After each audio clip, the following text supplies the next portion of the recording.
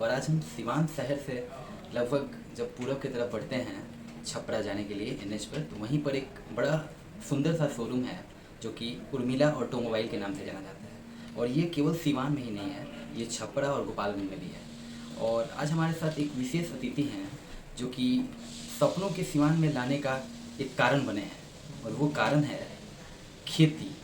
आज ये अपना काम करते हुए विशेष तौर पर रोज़ अपने खेत में जाते हैं और वहाँ का जो भी काम होता है कृषि वाला वो करते हैं, और एक प्रेरणा स्रोत बनते हैं वैसे लोगों के लिए जो कि कृषि से काफ़ी जुड़े हुए हैं।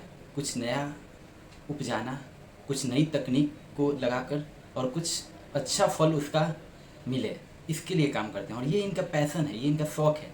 365 दिन साल में ये खेत में जाते हैं और मुख्य रूप से वहाँ पर अपना जो भी श्रम है, जो भी जितना पसीना बह जाए, जितना अच्छा काम हो जाए ताकि उसका फल अच्छा है, उसके लिए काम करते हैं। तो और एक है ये इनका ज़िंदगी, और एक ज़िंदगी है इनका उर्मिला ऑटोमोबाइल में कस्टमर एक्सपीरियंस मैनेजर का, जो कि काफ़ी विशेष है। क्योंकि आप सिवान ऐसे शहर में और टाटा कंपनी में अगर आप मैनेजर हैं तो ये छोटा बात नहीं है, क्योंकि इनका पूर्व में बहुत क्षेत्रों में अनुभव रहा है। हम शुरू से जाएं तो क्रिकेट से लेकर बीएड एजुकेशन सेक्टर में भी, पॉलिटिक्स में भी, और भी मतलब ऑलराउंडर हैं सर।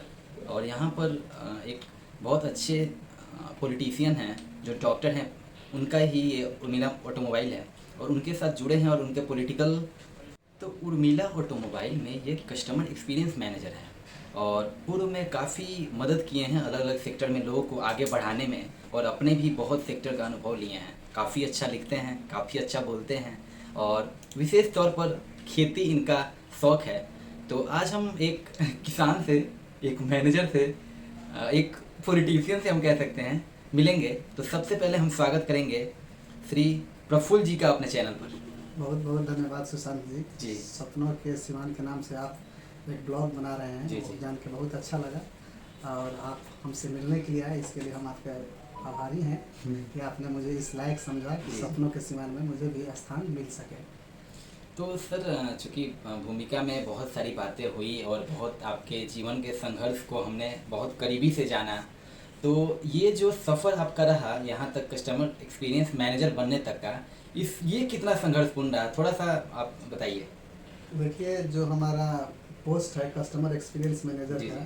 ये पोस्ट अपने आप में बहुत महत्वपूर्ण है। जी। इसका पोस्ट का मूल उद्देश्य यह है कि उर्मिला टाटा मोटर्स में जितने भी कस्टमर आते हैं जी।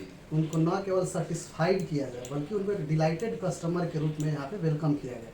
उस काम की जिम्मेदारी मेरी है कि कोई भी कस्टमर हमारे पास गाड़ी परचेज करने के लिए आ रहे हैं या हमारा शोरूम विजिट करने के लिए आ रहे हैं, तो उनको आने के साथ यह बात महसूस हो कि मैं एक अच्छे प्लेस पे और एक अच्छी कंपनी की गाड़ी खरीदने जा रहा हूँ, और उनको यहाँ पे जितनी अच्छी सुविधाएं मिल सके वो सारी सुविधाएं देने की कोशिश मेरे द्वारा और हमारे उर्मिला टाटा मोटर्स के माध्यम से की जाती है। जी। तो मेरा बेसिकली मुख्य कार्य यहाँ पे यही है कि कोई भी हमारा कस्टमर अगर आए तो उसको यहाँ पे अच्छा लगे और वो यहाँ से गाड़ी लेके जाए और अपने जीवन को और आगे तक बढ़ाए, और उस जीवन में हम अपना सहयोग उसको एक खुशहाल जीवन के रूप में देने का काम करते हैं।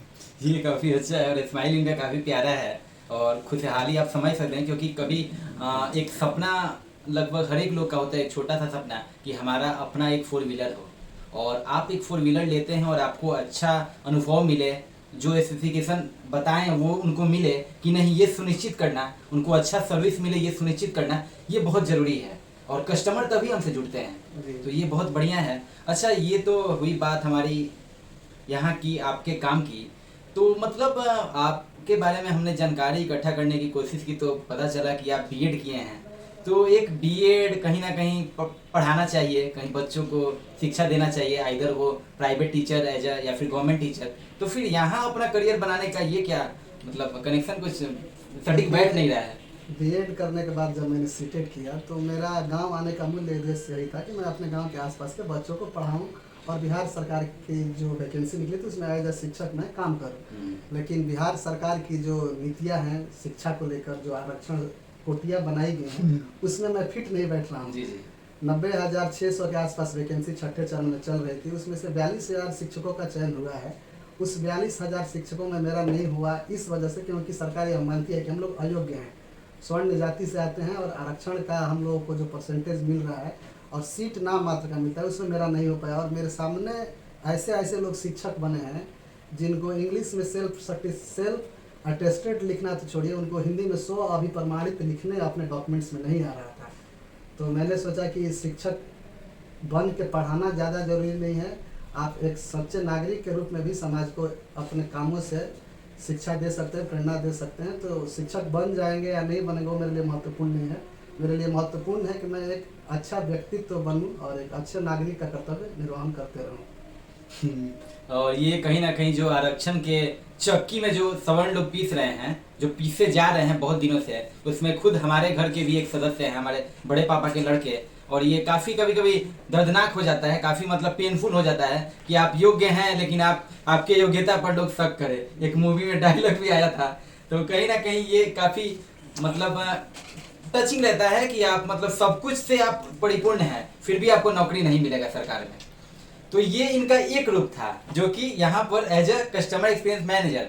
और आप अब अपना दूसरा रूप हमको दिखाना चाहेंगे जिसके लिए हम यहाँ पर आए हैं। सुशांत जी, आपको एक बात मैं बता जरूर कि मैं एज अ एम्प्लॉय बन के नहीं, एज अ एम्प्लॉयर बन के काम करना चाहता हूँ। और हम रोजगार मांगने वाले लोगों में शामिल होना नहीं चाहते, हम रोजगार देना चाहते हैं। जरूर, और उस रोजगार को हम अपने कृषि क्षेत्र में दे रहे हैं। मेरे साथ 2 और लड़के जुड़े हैं। आप जब मेरे खेत पे आएंगे तो उन दोनों लड़कों से आपकी मुलाकात कराना। मैं अगर पूर्ण तरीके से खेती पे आश्रित हो जाता तो 2 परिवार का खर्चा नहीं चल पाता, क्योंकि मैं वो खुद काम कर सकता था। लेकिन मैंने सोचा कि मैं as a customer experience manager काम करते हुए और किसी लोगों को जोड़ ले रहा हूँ और उनका भी परिवार मेरे वजह से चल रहा है तो अच्छा है। तो मेरे साथ और लोग भी खेतों में काम करते हैं जिनका जीवन मेरे पे आश्रित है, मेरे वजह से उनका परिवार चल रहा है। और मैं सौभाग्यशाली अपने आप को समझता हूँ और मैं कोशिश करता हूँ कि और लड़के जो मेरे आसपास के रहते हैं उनको खेतों से जोड़ा जाए। अगर वो पैसा कमाने के लिए बाहर जा रहे हैं तो बाहर ना जाकर मेरे से जुड़े, उनको पैसा देने की जिम्मेदारी मेरी रहेगी। ये बहुत बड़ा चीज़ है क्योंकि अभी कहीं ना कहीं हमारे समाज में लोग पढ़कर भी बाहर भाग जा रहे हैं, पढ़कर भी पलायन हो रहा है और ना पढ़कर भी विदेश का पासपोर्ट वीजा बनाकर हीरोबाजी कर रहे हैं। ग्रेजुएशन तक अपना जो भी मतलब गलत काम है वो कर रहे हैं, फिर पासपोर्ट वीजा बना के कम से कम शादी हो जाए उसके लिए विदेश भाग जा रहे हैं। तो चलिए आप अपना मेन जो रूप है वो दिखाना हमको चाहेंगे? बिल्कुल चाहेंगे। तो इसके लिए हमको कहाँ आना होगा? इसको आपके लिए हमारे राज कृषि फार्म हाउस जो मेरे गांव बजरहिया में स्थित है वहाँ आपको आना होगा। जरूर। बजरहिया सिवान विधानसभा सदर में पड़ता है। बजरहिया महाराजगंज प्रखंड के अंतर्गत सिवदा पंचायत में पड़ता है। हमारा विधानसभा महाराजगंज पड़ता है। ठीक है, तो हम अब अगला अपना जो आगे का कार्यक्रम है वो बजरहिया गांव में दिखाएंगे और आपको रूबरू कराएंगे इनके एक जो विशेष रूप है इनका उसके बारे में। तब तक के लिए धन्यवाद। ये क्या है प्रफुल्ल जी? नेनुआ है, इसको घेवड़ा भी लोग बोलते हैं। ये है नेनुआ और इसको घेवड़ा भी लोग बोलते हैं। ये बोरो है। अच्छा, ये है बोरो। हाँ, बोरो है। ये है बोरो। गुड, तैयार कर चुके हैं। वाह, नेनुआ तैयार है तोड़ने के लिए। ये है लौकी जिसको कद्दू भी बोलते हैं हम लोग। प्रफुल्ल जी, ये क्या है? ये लौका है, इसको देहात में लोग कद्दू भी बोलते हैं। लौका शहर में भी कद्दू का कहीं बोल देते हैं लोग। चलिए, ये है पूरा खेती जहाँ पर मक्का, नेनुआ, बोरी, कद्दू, करेला और इसके साथ साथ भिंडी मतलब खीरा, इतना सारा वैरायटी। यहाँ सिवान से आप चलेंगे तो सिवान ज़िला से लगभग 15 किलोमीटर की दूरी पर एक गांव है बजरहिया जो कि महाराजगंज विधानसभा में आता है। और यहाँ पर एक बड़ा मतलब विचित्र व्यक्ति से क्या मल्टी लेयर फार्मिंग किया गया है। उसके माध्यम से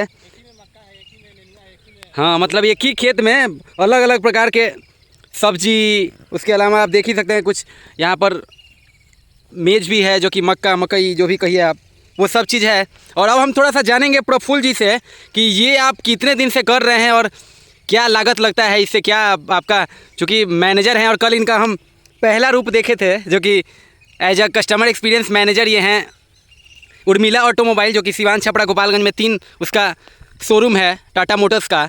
तो अब हम एक छोटा सा इंटरव्यू करेंगे और उसके माध्यम से जानेंगे कि ये क्या है, कैसे है, कैसे आगे क्या इसका फ्यूचर है और किसान भाइयों को क्या मैसेज देना चाहेंगे।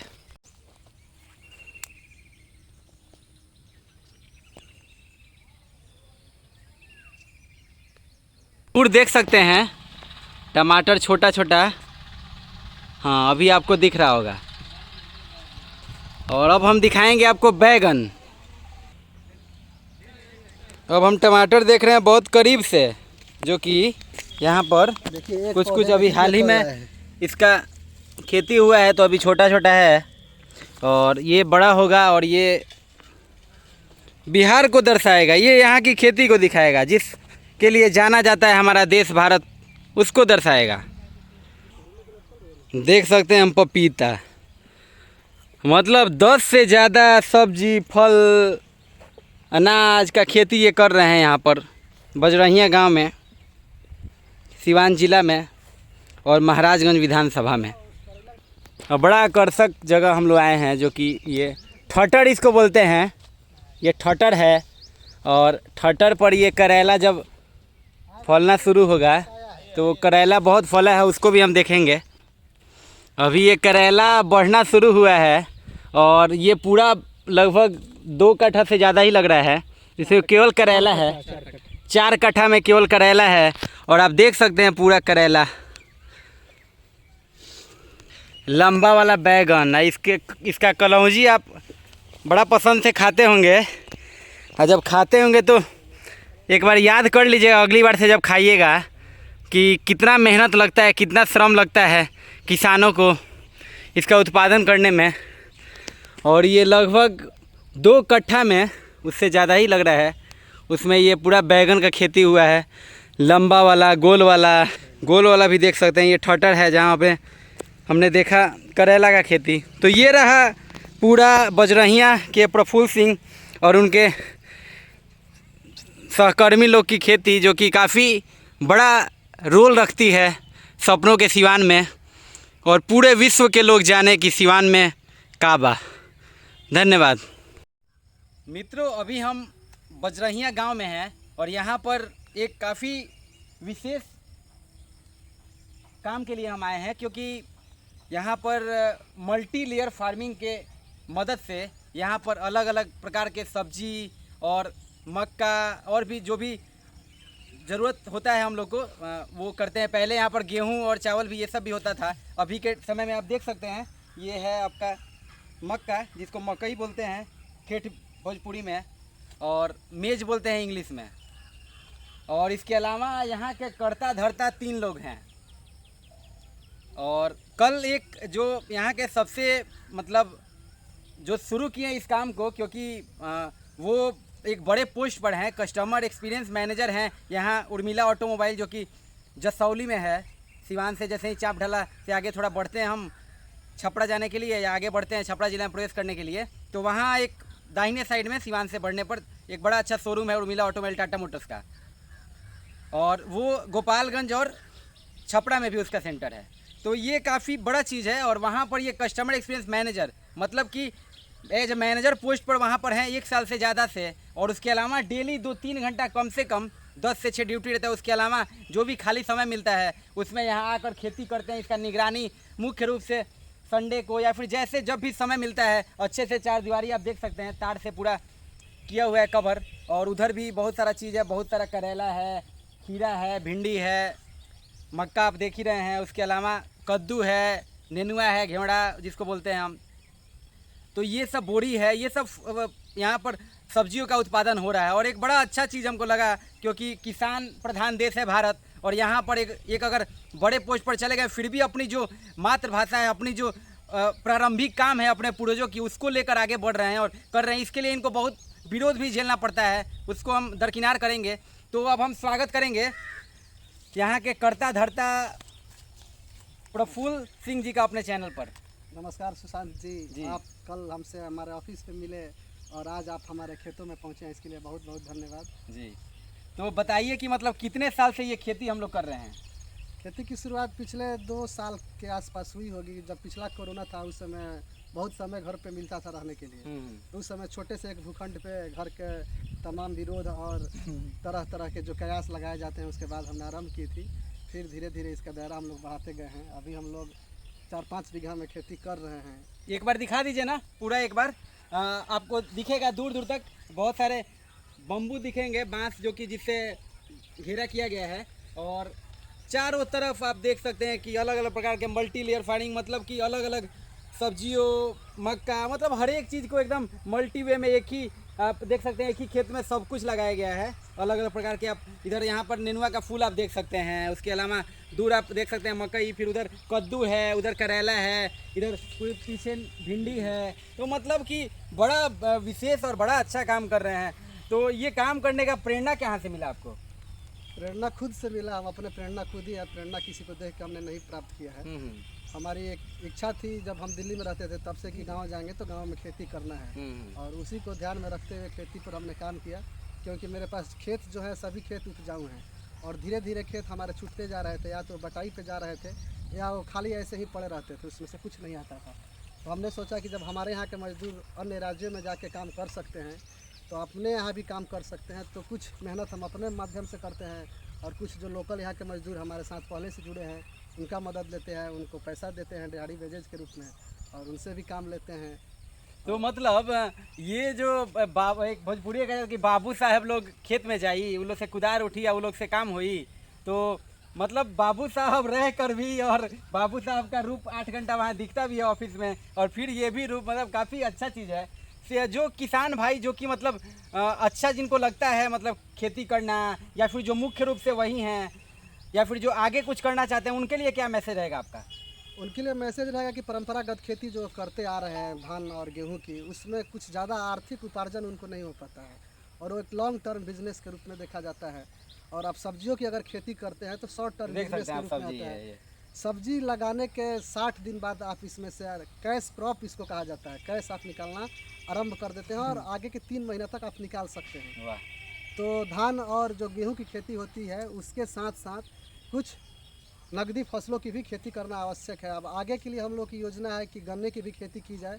सिवान गन्ने की खेती के लिए जाना जाता था, लेकिन पचरुखी गन्ना मिल बंद हो जाने से किसानों ने गन्ने की खेती करना छोड़ दिया, और सरकार का किसानों के प्रति और कृषि के प्रति कोई सकारात्मक कदम नहीं होता है कि किसान खेतों के तरफ जाएं।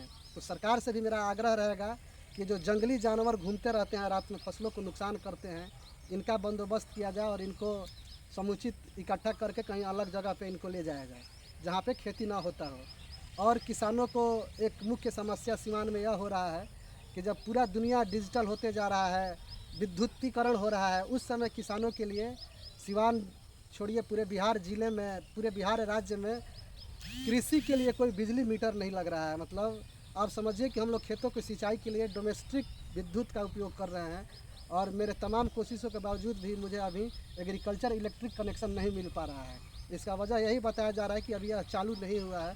तो सरकार से आग्रह रहेगा कि किसानों के खेतों तक बिजली पहुंचाने के लिए हर संभव प्रयास यथाशीघ्र करने की दिशा में कार्य किया जाए। और ये बहुत बड़ा बात है। और किसान, हम शुरू में भी बोले कि किसान प्रधान देश है भारत, यहाँ की ज़्यादातर आबादी इसी पर निर्भर है, और यहाँ पर अगर घरेलू तरह से बिजली बिल लगेगा तो ये बहुत महंगा हो जाता होगा, और ये फिर आपको दिक्कत भी बहुत होता होगा। तो हम भी अपने तरफ से गुजारिश करेंगे और आपसे हाथ जोड़कर अपील करेंगे कि आप कम से कम ये जो विद्युतीकरण है ना कृषि के लिए, उसको खेतों तक ले जाएँ। बहुत आप डिजिटल इंडिया और मतलब टेक्नोलॉजी और बहुत सारा बात, सोशल मीडिया, और भारत बहुत आगे चला गया आप लोग कहते हैं, लेकिन जो जहाँ से भारत शुरू हुआ, जो सबसे जहाँ से मेरा पेट भरता है, उन लोग के लिए सोचना बहुत ज़रूरी है, और उन लोग के लिए आप ध्यान दीजिए, आपसे नम्र निवेदन है। और यही बात के साथ अगर प्रफुल्ल जी और कुछ कहना चाहेंगे तो हम पूछेंगे, अन्यथा हम कहेंगे कि बहुत अच्छा आप काम कर रहे हैं, इसी को करते रहिए। आज के युवाओं से यही कहना चाहेंगे कि अगर गाँव में रहते हैं तो जिम जाने के बजाय अपने खेतों में जाएं, और जो पसीना आप पैसा दे के जिम सेंटर में बहाते हैं वो निःशुल्क अपने खेतों में बहाएं। आपके घर के सब्जियों का प्रबंध हो जाएगा, और आपका स्वास्थ्य भी अच्छा रहेगा, और आपके खेत भी आबाद रहेंगे। क्या बात है। और चूँकि हम भी जिम जाते हैं और शहर में है, तो मेरे पर भी बड़ा अच्छा बात मेरे लिए भी हो गया। और हम चाहेंगे कि युवाओं आप इनसे सीखिए। ये बहुत बड़े आदमी तो नहीं हैं, लेकिन बहुत बड़ा काम कर रहे हैं, ये हम निश्चित यहाँ कहेंगे अपने चैनल के माध्यम से। और आप सभी का बहुत बहुत धन्यवाद हमसे जुड़ने के लिए। और प्रफुल्ल जी हमारे कैमरामैन अंकित परासर का बहुत बहुत धन्यवाद, जो कि हमको इस सुंदर सफ़र का हकदार बनाए। तब तक के लिए धन्यवाद। आपका दिन शुभ।